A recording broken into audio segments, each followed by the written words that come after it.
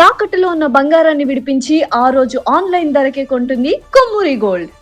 Yes, తమిళనాడులో ఇప్పుడు సంచలనంగా మారినటువంటి విజయ్ ఎప్పుడు ముఖ్యమంత్రి కాబోతున్నాడు?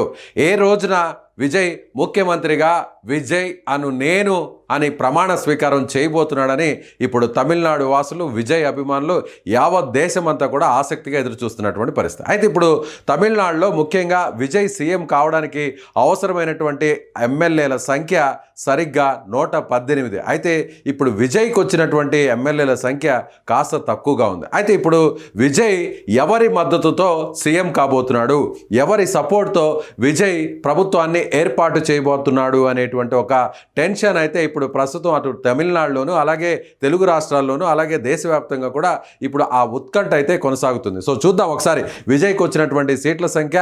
సో విజయ్ ఏ పార్టీ నుంచి ఇప్పుడు సీట్లను కోరేటువంటి అవకాశం ఉంది, ఏ పార్టీ మద్దతు ఇచ్చేటువంటి అవకాశం ఉందో కూడా ఈ వీడియోలో తెలుసుకునేటువంటి ప్రయత్నం చేద్దాం. ఎస్, విజయ్కి సంబంధించి కూడా ఇప్పుడు ప్రస్తుతం సీఎం కావడం అనేది చాలా స్పష్టంగా అయితే కనిపిస్తుంది. అందులో ఎలాంటి అనుమానాలు లేవు. అయితే సింగిల్ పార్టీగా ఇప్పుడు విజయ్ పార్టీకి సంబంధించి చూసినట్లయితే టీవీకే పార్టీకి వచ్చినటువంటి ఓట్లను, సీట్లను ఒకసారి మనం పరిశీలించినట్లయితే టీవీకే పార్టీ దాదాపుగా ఇప్పుడు ప్రస్తుతానికి ఇది ఎలక్షన్ కమిషన్ ఆఫ్ ఇండియాకి సంబంధించినటువంటి రిజల్ట్స్ వెబ్సైట్. ఈ వెబ్సైట్లో ప్రజెంట్ ఇప్పుడు యాజ్ ఆఫ్ నౌ ఉన్నటువంటి లేటెస్ట్ అప్డేట్స్ చూసినట్లయితే 108 సీట్లను విజయ్ పార్టీ కైవసం చేసుకుంది. సో విజయ్ పార్టీ 108 సీట్లను కైవసం చేసుకుంది.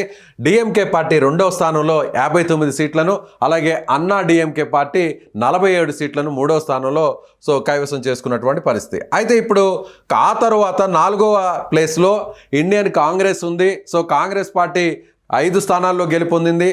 అదేవిధంగా పిఎంకే పార్టీ 4 స్థానాల్లో గెలుపొందింది. అలాగే ఐయుఎంఎల్ అనే పార్టీ కూడా 2 స్థానాల్లో గెలుపొంది. ఓవరాల్గా అసలు తమిళనాడులో ఉన్నటువంటి సీట్ల సంఖ్య ఎంత, ఏ పార్టీ ఎన్ని స్థానాలు గెలుపొందిందో ఒక్కసారి చూసేటువంటి ప్రయత్నం అయితే చేద్దాం.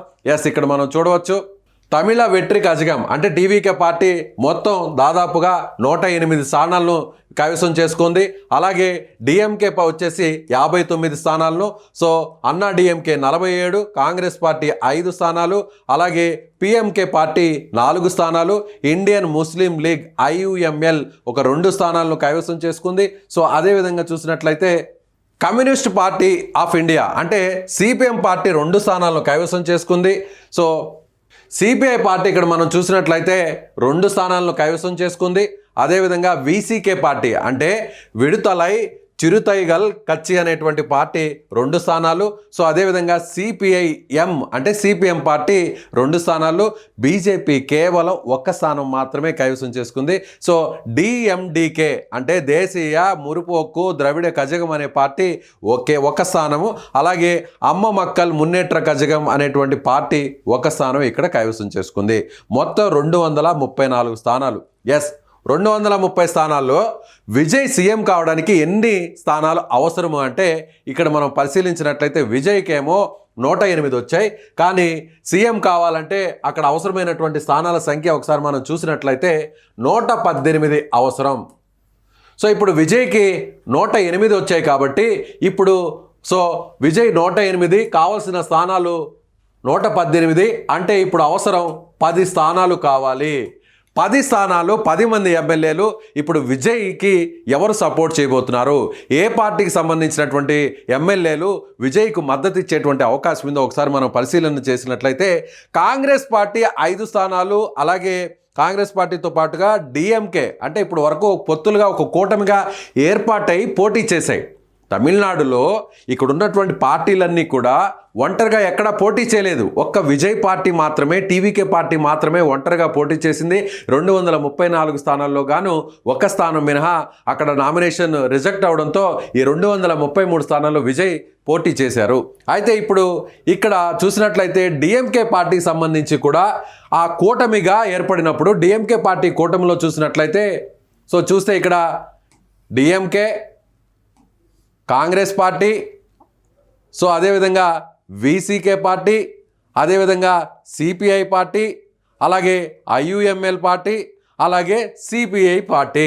ఇవన్నీ కూడా ఒక కూటమిగా ఏర్పడాయి. ఇవన్నీ కూడా కాంగ్రెస్ డిఎంకే కూటమిగా ఏర్పడి పోటీ చేశాయి.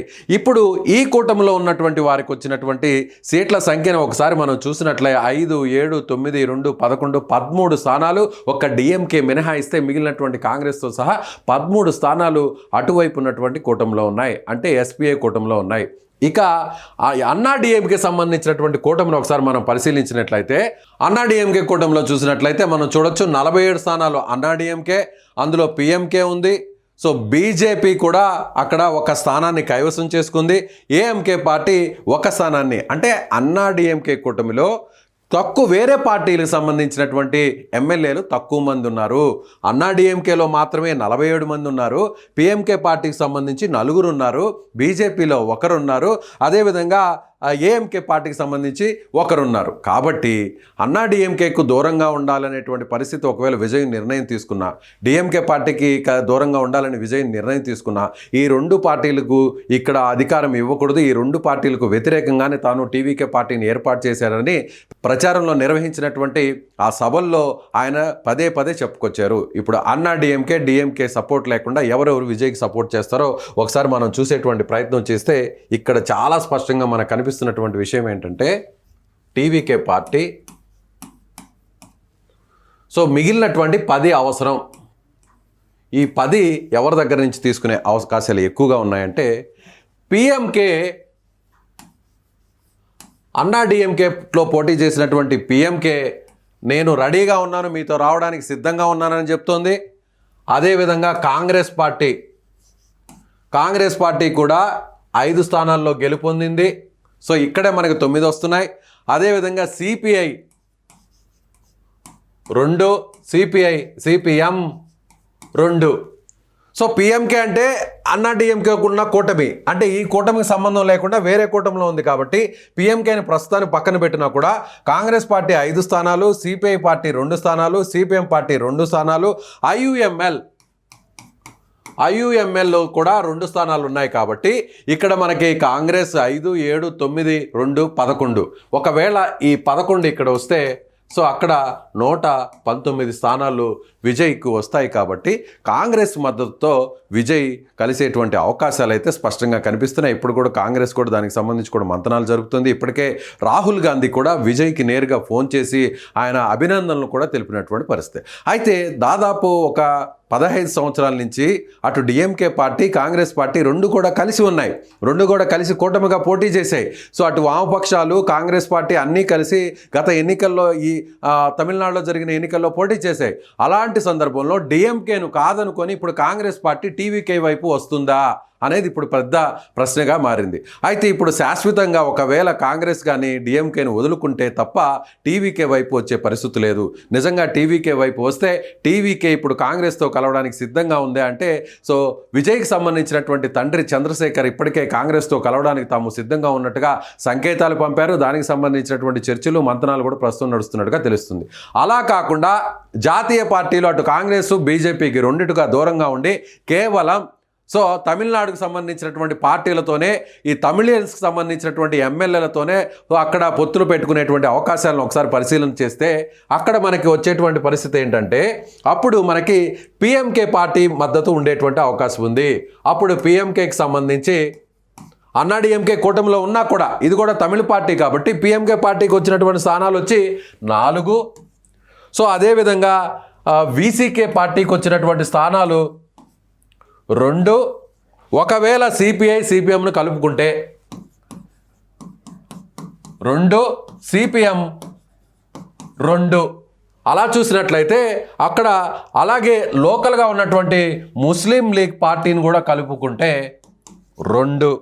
సో ఇక ఈ పార్టీలన్నింటినీ కలుపుకున్న ఒకవేళ వీసీకే పార్టీ కూడా ఇక్కడ ఉంది కాబట్టి 6, 8, 10, 12 స్థానాలు ఇక్కడ వస్తాయి. కాబట్టి కాంగ్రెస్, బీజేపీ, అన్నా డిఎంకేతో సంబంధం లేకుండా నేరుగా విజయ్ అక్కడ తమిళనాడుకు సంబంధించినటువంటి లోకల్ పార్టీస్తోనే పొత్తులు పెట్టుకుంటే ఇక్కడ 12 స్థానాలు వస్తాయి. కాబట్టి 108 ప్లస్ 12 స్థానాలు అయినప్పుడు అక్కడ 120.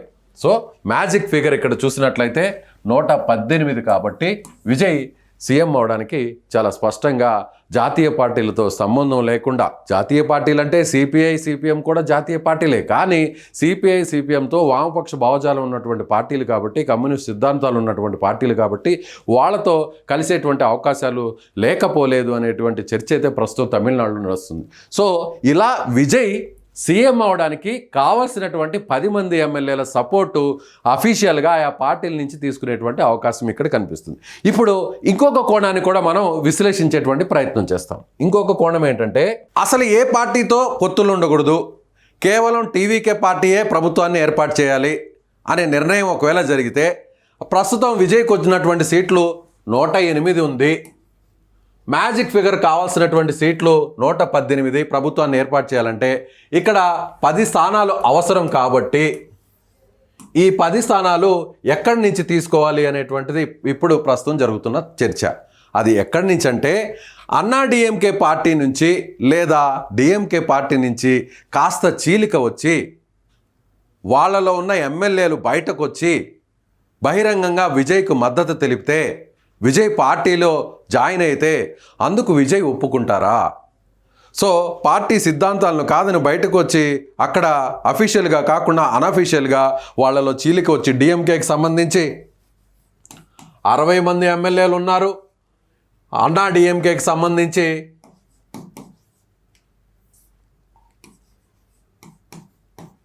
47 మంది ఎమ్మెల్యేలు ఉన్నారు. ఈ 60 మందిలో లేదా 47లో ఎంతమంది విజయ్ వైపు వస్తారు అనేది కూడా ఇప్పుడు తమిళనాడు రాజకీయాల్లో ఆసక్తికరంగా మారినటువంటి పరిస్థితి.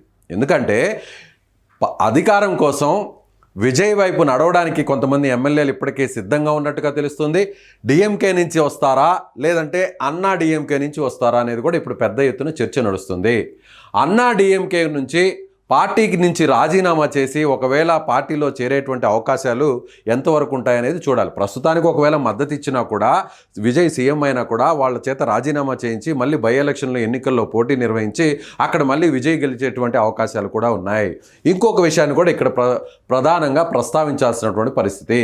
ఎందుకంటే ఇప్పుడు విజయ్ పోటీ చేసినటువంటి 2 స్థానాలు కూడా, అందులో ఒకటి పెరంబూరు, మరొకటి తిరుచిరాపల్లి ఈస్ట్ కాబట్టి ఎమ్మెల్యేల సంఖ్య చూసినా కూడా ఒక ఎమ్మెల్యే కిందే పరిగణిస్తారు. కాబట్టి అప్పుడు విజయ్కి 107 కిందే వచ్చేటువంటి అవకాశం ఉంది. కాబట్టి సో మరొక స్థానం కూడా అవసరం. అంటే మొత్తం 11 మంది ఎమ్మెల్యేలు ఇప్పుడు కొత్తగా విజయ్కి సపోర్ట్ చేస్తేనే విజయ్ ముఖ్యమంత్రి అవుతారు. ఆబ్వియస్లీ ఖచ్చితంగా పొత్తులనే కుదరొచ్చు, ఖచ్చితంగా పొత్తులు ఉంటాయి. పొత్తులు కుదరని పక్షంలో విజయ్ సింగిల్గానే ప్రభుత్వాన్ని ఏర్పాటు చేయాలనుకుంటే ఈ పార్టీల నుంచి ఎమ్మెల్యేలను ఇటువైపు లాగాలి. అది డిఎంకే అయినా ఉండొచ్చు లేదా అన్నా డిఎంకే పార్టీ నుంచి అయినా ఇటువైపు అయినా ఉండాలి. కానీ ఈ సాంప్రదాయ రాజకీయాలను విజయ్ కొనసాగిస్తాడా లేదనేది కూడా చూడాల్సినటువంటి పరిస్థితి. ఎందుకంటే ఇప్పటివరకు కూడా పార్టీలని ఈ పార్టీల నుంచి ఆ పార్టీలోకి జంప్ జిలానీలు జరుగుతూనే ఉన్నాయి. ఈ జంపింగ్ జిలానీస్ని ఈ విజయ్ ఎంకరేజ్ చేస్తారా లేదా అనేది కూడా చూడాల్సినటువంటి పరిస్థితి. అలా కాకుండా అఫీషియల్గా పార్టీలతో పొత్తులు పెట్టుకొని వాళ్ళకి మిత్రధర్మంలో భాగంగా కొన్ని మంత్రి పదవులను కేటాయించి క్యాబినెట్లోకి తీసుకుంటారా, లేదంటే సాంప్రదాయ రాజకీయాల్లో భాగంగా ఇప్పటి వరకు జరుగుతున్నటువంటి ఇలాంటి కార్యక్రమాలు అంటే దాటుడు వ్యవహారాలు, అంటే జంపింగ్లు కూడా విజయ్ ప్రోత్సహిస్తాడా లేదంటే కొత్త రాజకీయాలకు తెరతీస్తాడా అనేది కూడా మనం వేచి చూడాల్సినటువంటి పరిస్థితి. ఏది ఏమైనా విజయ్ సీఎం కావడం 100% పక్కా. అది ఎప్పుడు అనేది, డేట్ ఎలా అనేది మరికొన్ని రోజుల్లో క్లారిటీ వచ్చే అవకాశం ఉంది.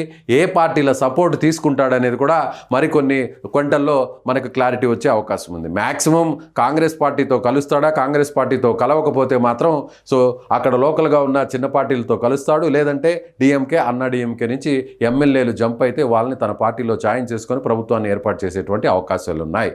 సో ఇది ప్రస్తుతం తమిళనాడులో అయితే హంగ్ ఉన్నప్పటికీ కూడా విజయ్ సీఎం కావడం అనేది 100% పక్కాగా కనిపిస్తున్నటువంటి మాట. సో మీరేమనుకుంటున్నారు? విజయ్ ఏ పార్టీ సపోర్ట్ తీసుకుంటే బాగుంటుంది అనుకుంటారు? విజయ్ ఎవరి మద్దతు కోరితే మంచిది? అలా అక్కడ విజయ్కి భవిష్యత్తు కానీ లేదంటే తమిళనాడు రాజకీయ భవిష్యత్తు కానీ ఎలా ఉండే అవకాశం ఉందో మీ అభిప్రాయాన్ని కామెంట్ చేయండి.